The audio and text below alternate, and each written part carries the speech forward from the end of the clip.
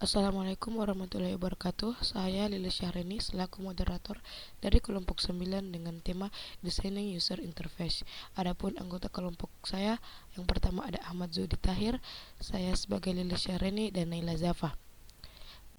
Baik, saya sendiri yang akan membacakan materi pertama. Nah, apa itu user interface? User interface adalah alat interaksi antara manusia dan sistem. Merancang user interface melibatkan minimalisasi elemen desain, konsistensi, penempatan yang menarik perhatian, penggunaan warna yang disesuaikan, perhatian pada tipografi untuk hierarki dan keterbacaan teks. Nah, selanjutnya ada design thinking. Design thinking ini merupakan metode yang memperhitungkan inovasi berdasarkan kebutuhan pengguna, yang diambil dari proses perancangan dan kemudian diintegrasikan ke dalam kebutuhan pengguna untuk dipadukan dengan teknologi yang sesuai. Design thinking ini memiliki 5 tahap, yaitu empathize atau empati, yang merupakan tahapan yang berfokus pada manusia atau pengguna yang akan menggunakan aplikasi. Yang kedua ada define. Define ini merupakan tahapan setelah mengumpulkan data, kebutuhan, dan masalah pengguna. Pada proses empati pada tahap ini, kita menetapkan permasalahan yang dihadapi oleh pengguna. Selanjutnya ada IDET. IDET ini adalah langkah setelah melalui proses empati dan define. IDET ini dilakukan dengan mengevaluasi beberapa ide kreatif yang sudah didefinisikan dari hasil define, membuka ruang untuk pemikiran kreatif dan inovatif dalam mengatasi tantangan yang ada. Yang keempat ada prototype. Prototype ini fase percobaan dalam design thinking. Prototipe ini digunakan untuk mengamati perilaku pengguna terhadap produk yang telah dibuat dan mencari solusi melalui langkah-langkah sebelumnya dalam proses desain. Yang terakhir adalah testing. Testing dilakukan percobaan dengan pengguna, yang dimana tahap ini memiliki peran krusial dalam proses design thinking karena hasilnya digunakan untuk mengukur efektivitas dan efisiensi suatu aplikasi. Selanjutnya ada dialog Gödelens. Dialog Gödelens ini dalam desain antarmuka merupakan pengguna UI yang merujuk pada prinsip-prinsip yang digunakan untuk membimbing interaksi antara pengguna dan antarmuka. Berikut panduan umum dalam merancang dialog antarmuka. Yang pertama, keterbacaan dan keterpahaman. Yang kedua, konsistensi. Yang ketiga, simplicity. Yang keempat, umpan balik interaktif. Yang kelima, perhatikan emosi. Yang keenam, kohesi dengan merek. Dan yang terakhir, uji pengguna. Materi selanjutnya akan dibacakan oleh teman kelompok saya.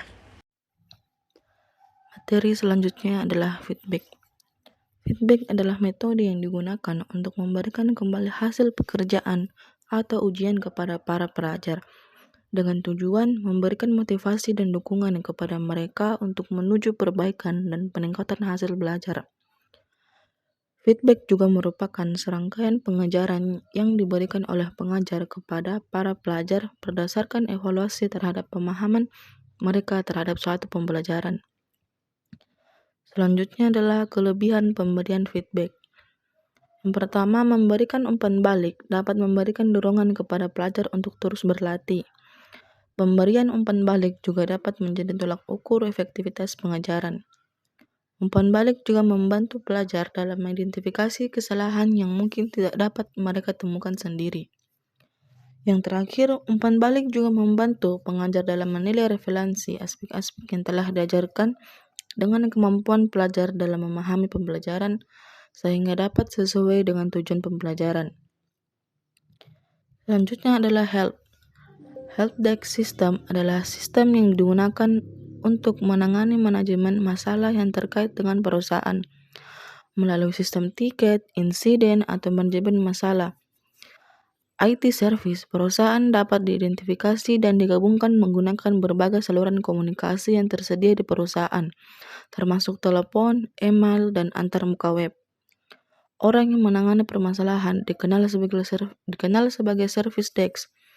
Service desk merupakan individu yang bekerja di Departemen Teknologi Informasi atau DTI dan bertugas sebagai titik kontak tunggal dalam berinteraksi dengan pengguna serta departemen terkait pelayanan. Baik, slide selanjutnya yaitu e-commerce guidelines. Jadi e-commerce adalah sarana pemasaran digital yang kini umum digunakan untuk perusahaan untuk mempromosikan serta menjual produknya. Jadi keunggulan e-commerce ini terletak pada kenyamanan pengguna, karena aplikasi e-commerce dapat diakses secara online dari berbagai lokasi dan kapan saja. Platform e-commerce telah banyak dikembangkan dengan menggunakan basis web dan mobile. Penggunaan e-commerce diharapkan dapat memberikan insight mengenai struktur penjualan yang diperlukan untuk menghadapi persaingan dalam dunia bisnis.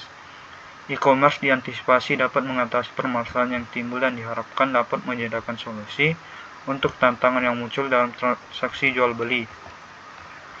Selanjutnya ada data mining. Jadi data mining ini merupakan langkah-langkah penggalian informasi dan pola yang memiliki nilai dari kumpulan data yang berskala besar. Tahap-tahap dalam data mining mencakup pengumpulan data, ekstraksi data, analisis data, dan statistika data. Istilah ini juga sering disebut sebagai penemuan pengetahuan, ekstraksi pengetahuan, analisis data atau pola, pengumpulan informasi, dan istilah lainnya. Data mining bertujuan untuk menyederhanakan pekerjaan yang melibatkan jumlah data yang besar.